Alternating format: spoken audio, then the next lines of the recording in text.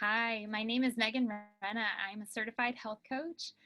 My journey, though, actually started close to 5 years ago when I went through the program with the Nursing Moms Plan and lost 40 pounds. And I'm joining you today because I just was really reflecting on my journey and jotted down some tips that really made a huge difference for me in having the success, but also having the longevity of not losing that weight, but completely getting rid of it. And I thought that these tips might be of encouragement and inspiration and just helpful for you to just continue to move forward in your own journey as well. So I would say number one is to really, really focus in on your mindset.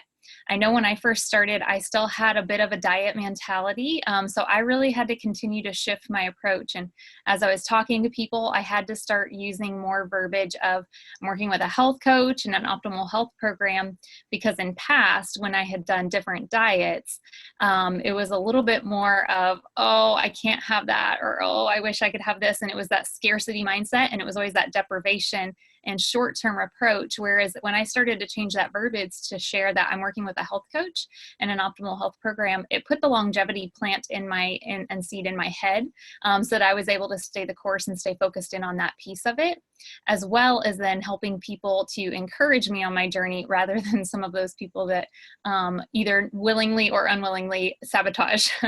So that made a huge difference. So I began to start thinking more like a healthy person over the course of time too, just from digging into all the different components that the program had to offer. I would make sure I was on the Habits of Health call every Wednesday night. I made sure that I plugged into our community support Zooms as well to just get to know other like-minded people that were on that same journey of wanting to create health.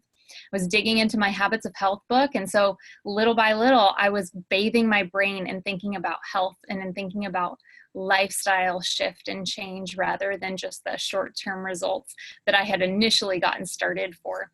So I would continually ditch that diet talk, that diet mentality of what you can't have, and start focusing in on what you are gaining and what you do get to have as a result of choosing health.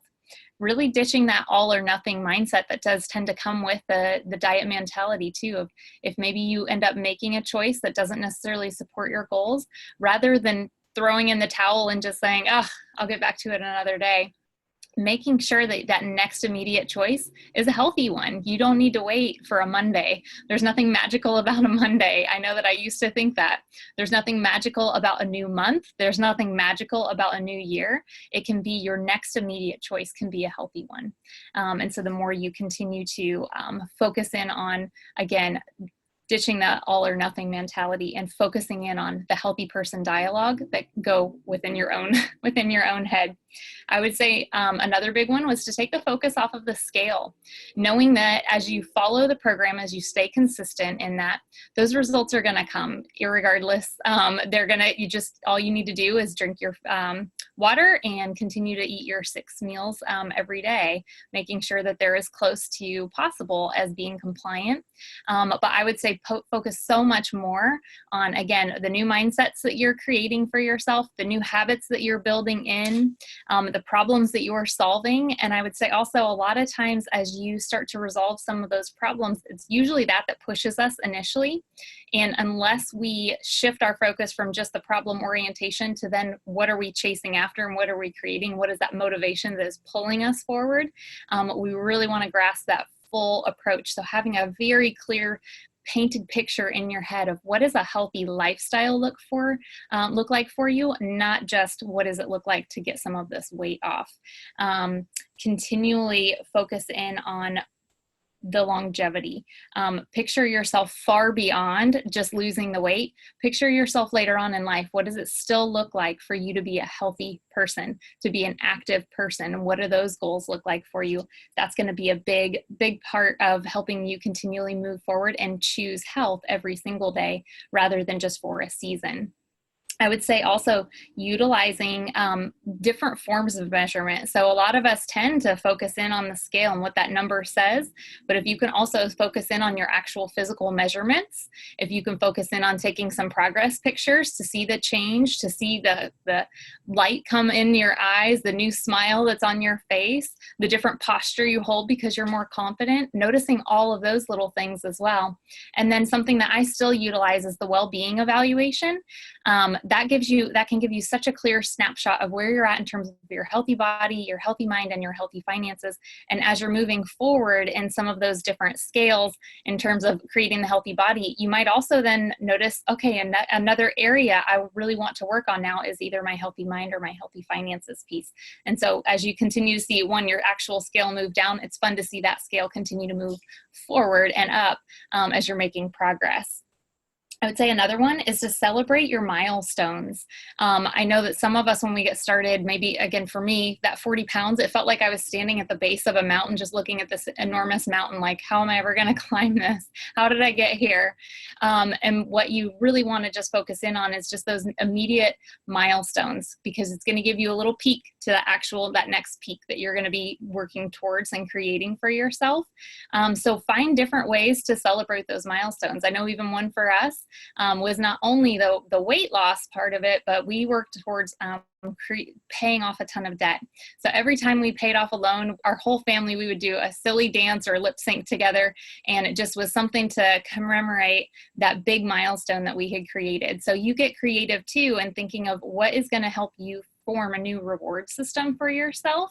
I have some clients where every 10 pounds, they go and get a little small token of like sunglasses or a water bottle, or maybe create a bigger goal of you're going to get some new tennis shoes or some more workout gear, whatever it might be. You celebrate those milestones along the way and break that bigger goal down into some smaller, more manageable bite-sized pieces. I would say make your goals known. That was a huge one for me, was to, again, get some accountability around myself. I loved that I was able to lean in on my health coach, but I also really wanted to find some other partners that wanted to get healthy with me, or at least be a champion for my goals too. And again, not sabotage my efforts. And so that was a big one. I started, again, thinking more like even a health coach, and I started making posts that were inspiring to me or that were encouraging to me, rather than having to go somewhere else and seek it out. I just wanted to be the one putting that out and have more ownership over my own journey and take more of the empowerment back, where I had felt like very much of a victim in so many different aspects and areas beforehand. And so that just really helped me hone in on moving forward and creating some non-food victories for myself too. I would say another huge one is focusing in on your community and your connection.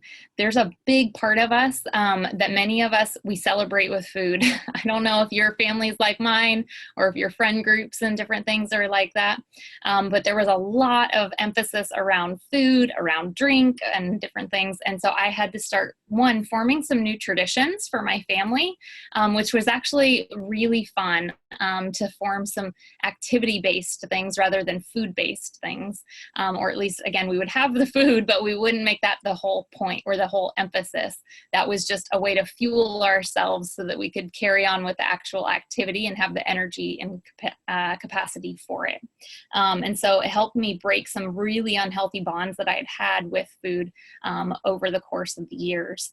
And it was really fun to start forming some of those new traditions where, for me, instead of baking all the time for other people and giving away those cookies, I started making some healthier, even lean ingredients and giving those away, and just having more of a service mindset than just a baking mindset. Or I started thinking of what can I also do to assist other people in moving forward and making those healthy choices for themselves too, and how can I be that light and that assistance for other people. And so sometimes even it doesn't look anything like food related. It might be with our small group recently, we heard of a gentleman that just had a really significant surgery.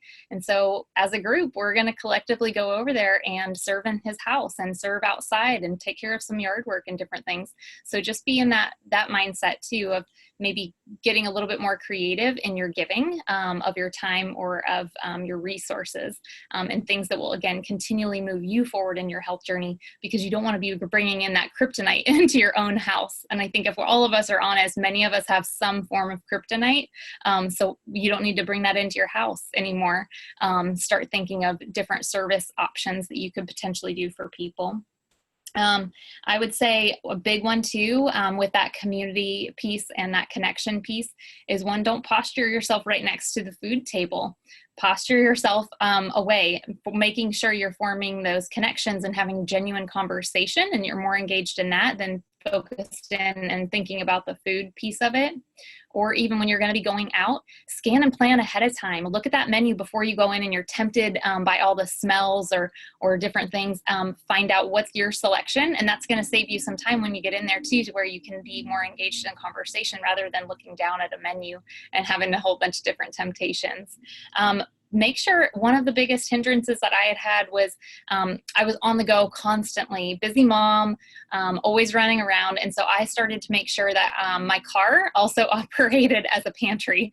So I made sure I kept some great healthy fuelings and different options in the glove box of my car. So if I was ever caught out for longer than I anticipated, or I would keep them in my purse, I always had something healthy that I could grab at, and one that's ended up saving me a ton of money and a ton of time, because I didn't have to make all those convenient stops anymore. So it made a big difference. And I started also putting some extra water and things in my car too, so that I wouldn't be caught out and get dehydrated as a result too. Another big one is alcohol.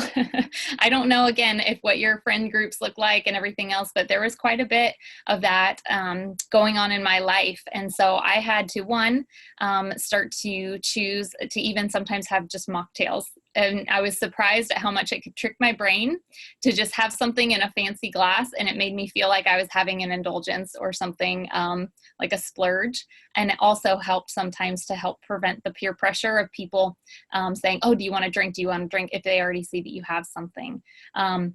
But another big one for me was actually starting to consider that I have little kids, and I know that we're going to have some of those peer pressure conversations.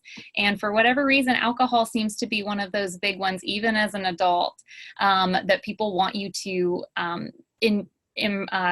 engage in that with them. And so what can you even say that would be something that you would want to teach your children to resist that peer pressure? One of the things for me was that, oh, no, I'm more focused on my goals right now than that. Or I love feeling great in my clothes more than I do that drink, or more than I do that pizza.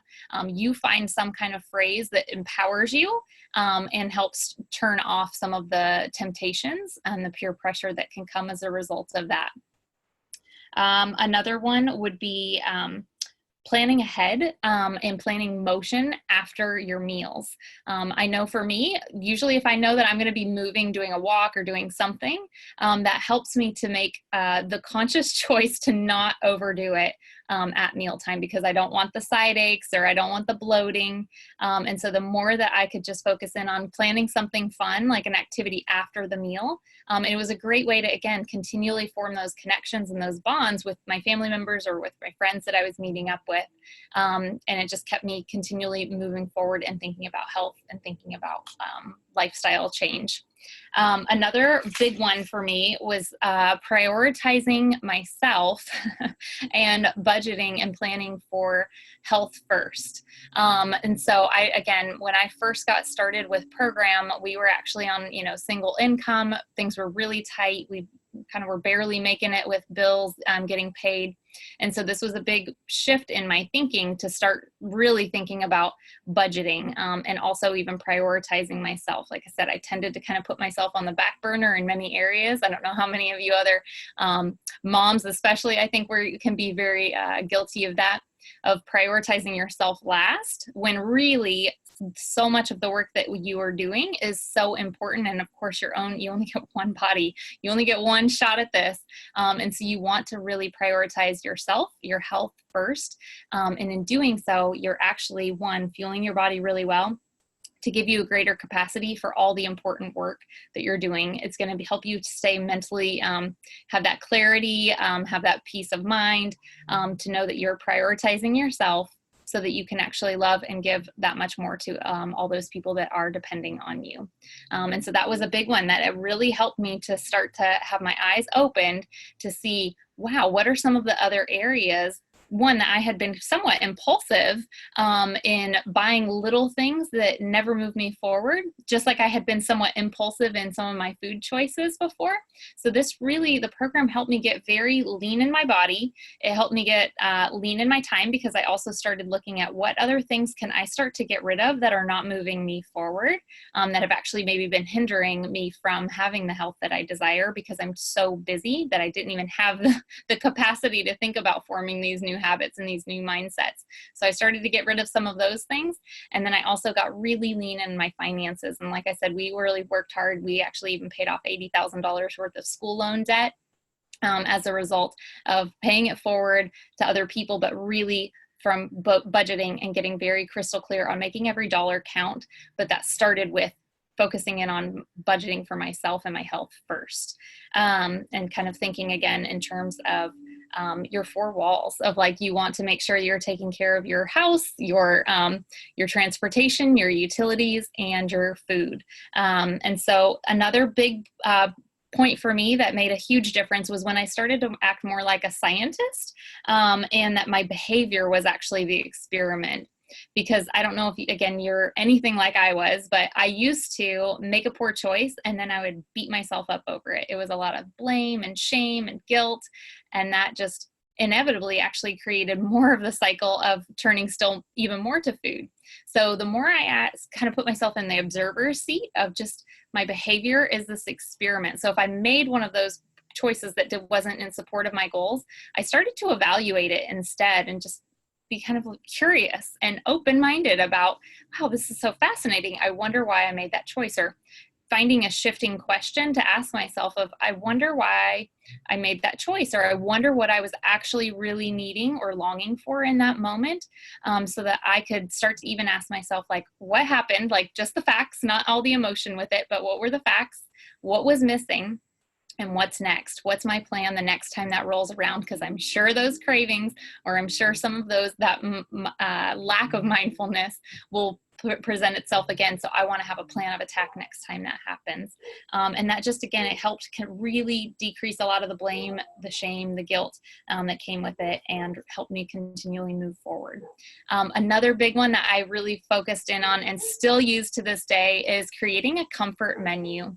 And what that means is, again, kind of looking at, from what you've observed in that scientist-like experiment that you've been creating, of what is that deeper need that you are tending to turn to the food.